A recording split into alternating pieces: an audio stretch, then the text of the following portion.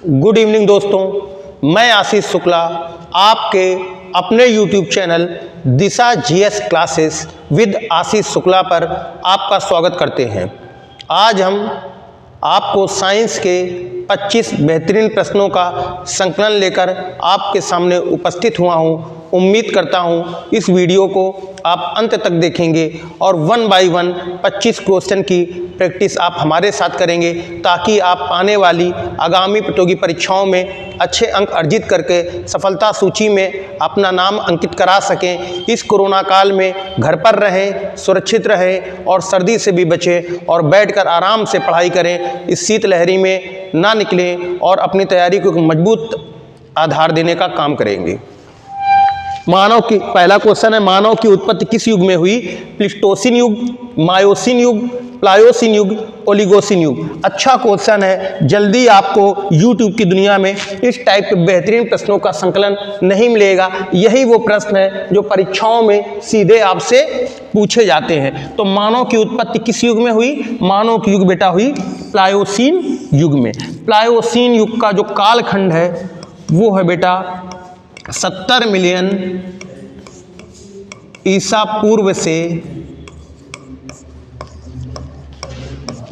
60 million ईसा पूर्व के बीच माना गया है। इसको विद्वानों ने, इसका जो कालखंड है, जो रिसर्च है, उन रिसर्चर्स ने, उन विशेषज्ञों ने इसका जो कालखंड माना है प्लायोसिन युग का, वो 70 मिलियन ईसा पूर्व से 60 मिलियन ईसा पूर्व के मध्य माना है और उसी कालखंड में मानव की उत्पत्ति मानी गई है। बहुत बेहतरीन क्वेश्चन है ये आपके।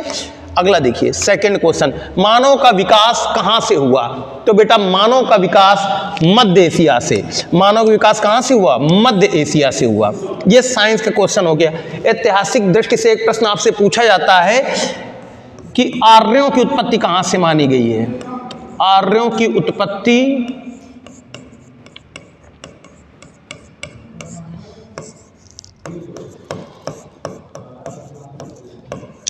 कहाँ से मानी गई है? आर्यों की उत्पत्ति कहाँ से मानी गई है? तो बेटा आर्यों की उत्पत्ति मानी गई है मध्य एशिया से। किसने माना है? किसका मंतव्य है? ये मंतव्य है बेटा बीजी तिलक या मैक्स मूलर। तो दो विद्वानों में से किसका मंतव्य है? आंसर देंगे बीजी तिलक का। नेक्स्ट क्वेश्चन, लेकिन जो क्वेश्चन यहां पर साइंस के पॉइंट ऑफ व्यू से हिस्टोरिकल क्वेश्चन है और ये साइंस का क्वेश्चन है। मानव विकास कहां हुआ? तो मानव विकास बेटा मध्य एशिया के क्षेत्र में हुआ। अगला क्वेश्चन, हीमोग्लोबिन में कौन सी धातु होती है? हीमोग्लोबिन बेटा एक प्रकार का प्रोटीन होता है। ये प्रोटीन कहां पाया जाता है? ये प्रोटीन पाया जाता है आरबीसी में। RBC, red blood corpuscles. इनका जीवन काल कितना होता है? आरबीसी का जीवन काल होता है 120 दिन। रोगों से लड़ने में मदद करता है डब्ल्यूबीसी, व्हाइट ब्लड कार्पसेल। इसका जीवन काल कितना होता है? 4 से 5 दिन। वैसे एनसीईआरटी में दिया गया है फैक्ट कि डब्ल्यूबीसी का जीवन काल 24 घंटे होता है। मिनिमम 24 घंटे, अधिकतम कितना होता है? 4 से 5 दिन। तो इसमें जो तत्व कौन सा पाया जाता? तत्व पाया जाता है बेटा आयरन नामक तत्व पाया जाता है। एबी रुधिर वर्ग के व्यक्ति का रुधिर दिया जाता है। देखिए रक्त समूह की खोज कार्ल एंड स्टीनर महोदय ने की थी। कार्ल एंड स्टीनर ने बताया था ऐसा रक्त समूह जिसमें ए एंटीबॉडी पाया जाता है, ए रक्त समूह। जिसमें बी एंटीबॉडी उपस्थित होता है उसको बी नाम दिया। जिसमें दोनों एंटीबॉडी उपस्थित होते हैं उसको एबी रुधिर वर्ग बताया। और जिसमें कोई भी एंटीबॉडी उपस्थित नहीं होती है उसको ओ नाम दिया। कोई नहीं मतलब शून्य मतलब ओ। तो कितने रुधिर वर्ग हैं? 4। जबकि इसमें इन रुधिर वर्ग में एक प्रोटीन पाया जाता है जिसको आरएच फैक्टर, जिसकी खोज कार्ल एंड स्टीनर और वीनर किसने की थी? और उनके चेले वीनर ने की थी 1940 के दशक में। तो रुधिर वर्ग के व्यक्ति का रुधिर दिया जाता है। तो एबी रुधिर वर्ग के व्यक्ति को बेटा एबी वर्ग का ही रक्त प्रदान किया जा सकता है। एबी क्या होता है? एबी यूनिवर्सल एक्सेप्टेंस होता है। एक्सेप्टेंस, सर्वग्राही। इसको सर्वग्राही की भी संज्ञा दी जाती है। सर्वग्राही, और ओ क्या होता है, सर्वदाता होता है। ये क्वेश्चन पूछा जाता है कौन सा रक्त समूह सर्वग्राही होता है और कौन सा सर्वदाता होता है, तो ए बी सर्वग्राही होता है और ओ सर्वदाता होता है। प्रश्न जो है ए बी रुधिर वर्ग के व्यक्ति का रुधिर दिया जाता है तो ए बी को दिया जाता है। अगला क्वेश्चन, निम्नलिखित में से लिंग संलग्न रोग कौन सा है? मतलब लिंग संलग्न मतलब लिंग संलग्न, इसको एक बस एक क्वेश्चन जब इसकी हम शब्दावली को पकड़ लेते हैं तो साइंस के क्वेश्चन बेहद ही आसान हो जाते हैं। लिंग संलग्न का मतलब होता है हेरिडिटी, अनुवांशिकी रोग कौन सा है? तो बेटा अनुवांशिकी रोग, क्षय रोग, टीबी जिसको आप बोलते हो ट्यूबरक्लोसिस, नहीं वो वायरस जनित बीमारी है, लिंग संलग्न रोग नहीं है। धनुजांधता बोलते, टिटनेस, टिटनेस में शरीर क्या हो जाता है, धनुषाकार हो जाता है, इसको टिटनेस, टिटनेस की हिंदी होती है धनुजांधता। वर्णांधता, वर्णांधता वो रोग है जिसमें वर्ण मतलब वर्ण में क्या होता है, हरा रंग काला दिखाई पड़ता है, रंगों में मतभेद दिखाई पड़ता है, तो ये वर्णांधता पर कैसा हेरिडिटी वाला रोग है, अनुवांशिकी। वर्णांधता के अलावा एक हीमोफीलिया रोग भी कैसा है, लिंग संलग्न रोग है, हीमोफीलिया। तो वर्णांधता ध्यान रखिएगा और हीमोफीलिया कैसे रोग है, ये दोनों लिंग संलग्न रोग है या अनुवांशिकी रोग है, हेरिडिटी रोग है। जबकि ये क्या, निकट दृष्टि दोष, ये कैसा रोग है, ये आंखों के दृष्टिपटल का उभर कर आना। निकट दृष्टि व्यक्ति को क्या होती है, निकट की वस्तु तो दिखाई पड़ती है लेकिन दूर की वस्तु स्पष्ट नहीं दिखाई पड़ती है। तो ये तो अन्य कारणों से रोग, लेकिन जो वर्णांधता रोग है एक ऐसा लिंग संलग्न रोग है। साथ ही साथ हीमोफीलिया रोग भी बेटा कैसा रोग है, लिंग संलग्न रोग है। ये क्वेश्चन खूब पूछे जाते हैं, frequently question asked in your exam. William Harvey ने किसकी खोज की थी? तो बेटा विलियम हार्वे ने किसकी खोज की थी? श्वसन की, रक्त स्पंदन की, रक्त परिसंचरण की, पाचन की। तो बेटा रक्त परिसंचरण की खोज की थी विलियम हार्वे। जब कहे रक्त समूह की खोज किसने की? तो बेटा रक्त समूह की खोज की कार्ल लैंडस्टीनर,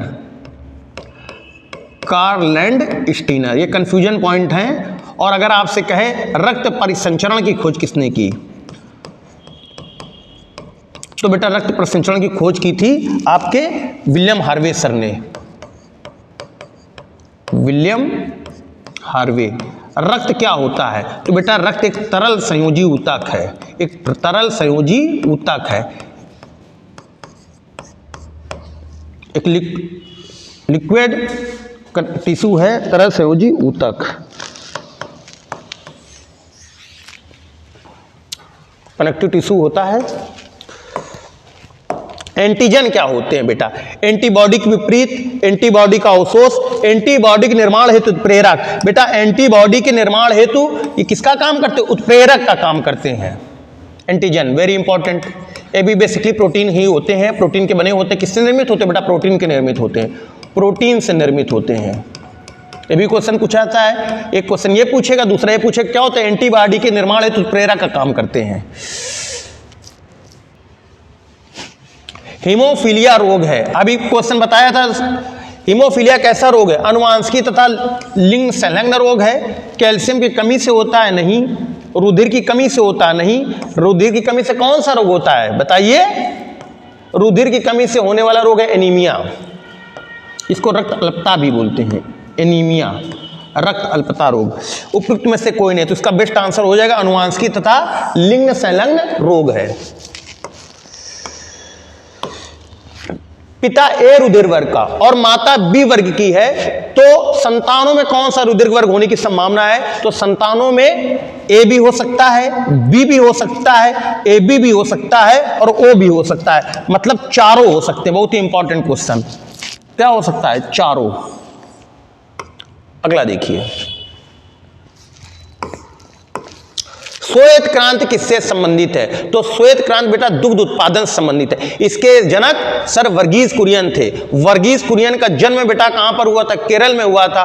और उन्होंने जो काम किया था वो काम किया था गुजरात के आणंद में। गुजरात के आणंद में उन्होंने दुनिया की सबसे बड़ी सहकारी संस्था स्थापित की। तो दुनिया की सबसे बड़ी सहकारी संस्था कौन सी है?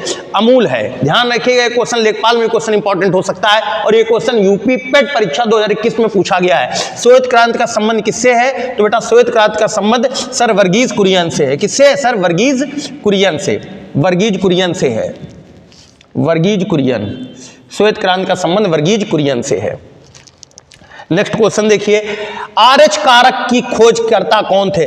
RH बेटा क्या होता है? RH एक बेटा प्रोटीन होता है जो किसमें उपस्थित रहता है, जो मानव के रक्त में उपस्थित रहता है। एक प्रकार का प्रोटीन होता है, जिसमें प्रोटीन पाया जाता है उसे RH प्लस फैक्टर बोलते हैं, जिसमें प्रोटीन नहीं पाया जाता उसे माइनस। भारत में 97% लोगों को, भारत में 97% लोगों में RH प्लस फैक्टर उपस्थित रहता है, जबकि केवल 3% लोगों में माइनस फैक्टर उपस्थित रहता है। तो इसकी खोज आपको हमने भी कुछ देर पहले बताया था। भारत में रक्त समूह की खोज किसने की थी? कार्ल लैंड स्टीनर ने की थी। उन्हीं के शिष्य थे वीनर। तो कार्ल लैंड स्टीनर और वीनर ने सन 1940 में अफ्रीका के जंगलों में रीसस प्रजाति के बंदरों के रक्त में एक विशेष प्रकार का प्रोटीन पाया। उसका नाम उन्होंने रीसस प्रजाति के नाम पर RH, रीसस का मतलब होता है रीसस, REHESIS, उसके जो शुरुआती प्रीफिक्स है, प्रीफिक्स से RH नाम लिया, RH प्लस RH माइनस। बहुत ही ध्यान से सुनना क्वेश्चन को। तो जिनमें बेटा ये प्रोटीन उपस्थित रहता है RH प्लस होता है, जिनमें नहीं उपस्थित रहता है उन्हें RH माइनस बोलते हैं। भारत में 97% जनसंख्या में RH प्लस फैक्टर है, और जबकि 3% में बेटा क्या है? RH माइनस है। तो किसने खोज की थी? खोज करता है लैंड स्टीनर और वीनर, लैंड स्टीनर एवं वीनर। इसका आंसर हो जाएगा 4 नंबर। ध्यान दीजिएगा, सावधानी हटी और दुर्घटना घटी। तो इसका बेस्ट आंसर क्या होगा? बेस्ट आंसर इसका होगा बेटा, इसका बेस्ट आंसर क्या होगा? इसका बेस्ट आंसर होगा 4 नंबर। इसका बेस्ट आंसर क्या होगा? इसका बेस्ट आंसर होगा 4 नंबर। नेक्स्ट क्वेश्चन देखिए, वायरस की खोज किसने की थी? तो वायरस की खोज किसने की थी? स्टैनली ने, KM स्मिथ ने, D इवान वॉस्की ने, H स्टैकमैन ने। तो वायरस की खोज बेटा की थी इवान वॉस्की ने। किसने की थी? इवान वॉस्की ने, इवान वॉस्की ने की थी। वायरस की खोज इवान वॉस्की ने की थी। बैक्टीरिया की खोज किसने की थी? तो बैक्टीरिया की खोज बताइए किसने की थी? टाइप करिए इसमें। वायरस की खोज हमने बता दी इवान वॉस्की, और बैक्टीरिया खोज ल्यूवेनहॉक। किसने की थी? ल्यूवेनहॉक। उपापचय मेटाबॉलिज्म रेट किसमें सर्वाधिक होती है? उपापचय की दर मतलब पाचन की दर किसमें सर्वाधिक होती है? तो बेटा चूहे में। किसमें होती है? चूहे में। उपापचय की दर किसमें सर्वाधिक होती है? तो उपापचय की जो दर सर्वाधिक होती है, उपापचय की दर सर्वाधिक किसमें होती है? चूहे में, मनुष्य में, हाथी में। तो आंसर हो जाएगा चूहे में। उपापचय की दर चूहे में सर्वाधिक होती है। नेक्स्ट क्वेश्चन, शरीर के लिए एंजाइम बहुत आवश्यक है। क्यों? क्योंकि शरीर के रचनात्मक भाग है, ऊर्जा प्रदान करते हैं, जीव रासायनिक क्रियाओं के उत्प्रेरक है, तंत्रिका क्रियाओं का नियंत्रण करते हैं। तो इसका बेस्ट आंसर हो जाएगा एंजाइम हमारे पाचन में मदद करते हैं। एंजाइम मूलतः प्रोटीन के द्वारा निर्मित होते हैं, और जब पाचन में मदद करेंगे तो पाचन कैसी क्रिया होती है? ये बायोकेमिकल प्रोसेस होता है, जीव रासायनिक क्रियाओं के उत्प्रेरक होते हैं, जीव रासायनिक क्रियाओं के उत्प्रेरक का काम करते हैं, पाचन में मदद करते हैं। मनुष्य में एंजाइम पाए जाते हैं, इसलिए मनुष्य 3 से 4 घंटे में पाचन क्रिया को संपन्न कर लेता है अपने आमाशय में, जबकि जो अजगर होता है उसमें एंजाइम नहीं पाए जाते हैं, इसलिए बेटा वो पाचन क्रिया में भाग नहीं ले पाता है, और वो खाने पीने चीज़ों को क्या करता है बेटा? निगलता है, और इसीलिए लेजी होता है। शरीर के लिए एंजाइम बहुत आवश्यक है, क्योंकि क्या होते हैं? नेक्स्ट क्वेश्चन, प्रोटीन की इकाई क्या है? ग्लूकोज, फ्रक्टोज, अमोनियो एसिड, न्यूक्लियोटाइड। अगर आपने कल हमारी सीट क्वेश्चन में रहे होंगे प्रैक्टिस सेशन में तो आपको मालूम होगा, मैंने कई बार 3 क्वेश्चन 4 क्वेश्चन बताया था। प्रोटीन 20 अमीनो एसिड में टूटता है। तो इसकी इकाई है 20 अमीनो एसिड के अणु क्या करते हैं? एक प्रोटीन का अणु बनाते हैं, एक प्रोटीन के अणु का निर्माण करते हैं। तो 20 अमीनो, तो इसकी छोटी इकाई है अमीनो एसिड। जीएस कोई कठिन सब्जेक्ट नहीं होता है। जीएस के अगर आप टच में बने रहते हैं तो बार बार रिपीटेड क्वेश्चन आते हैं। जब वो क्वेश्चन रिपीट होकर बार बार आते हैं तो एक दिन कालिदास नाम का मूर्ख भी अगर विद्वान बन सकता है। तो आप ध्यान रखिएगा, जिस डाल पर कालिदास बैठे थे उसी डाल को काट रहे थे। तो बार बार क्वेश्चन प्रैक्टिस सेशन आप देखेंगे, आप उन क्वेश्चन से हैबिचुअल हो जाएंगे और आप अपनी परीक्षाओं में बेहतरीन रिजल्ट दे पाएंगे। नेक्स्ट क्वेश्चन, किस टाइप पर एंजाइम अधिक सक्रिय होते हैं? तो बेटा एंजाइम सक्रिय होते हैं 30 डिग्री सेल्सियस +5 या -5,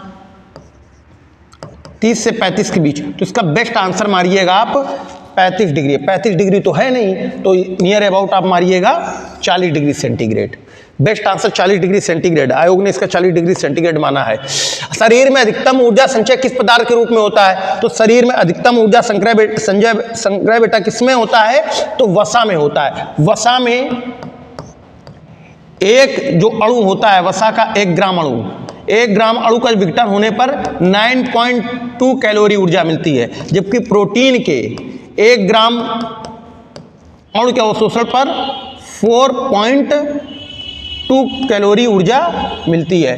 तो शरीर में अधिकतम ऊर्जा संचय किस पदार्थ के रूप में होता है? तो पदार्थ बेटा आपका होता है, इसका आंसर हो जाएगा वसा। शरीर में अधिकतम ऊर्जा संचय किस विटामिन के कारण होता है? तो इसका आंसर हो जाएगा ऊर्जा।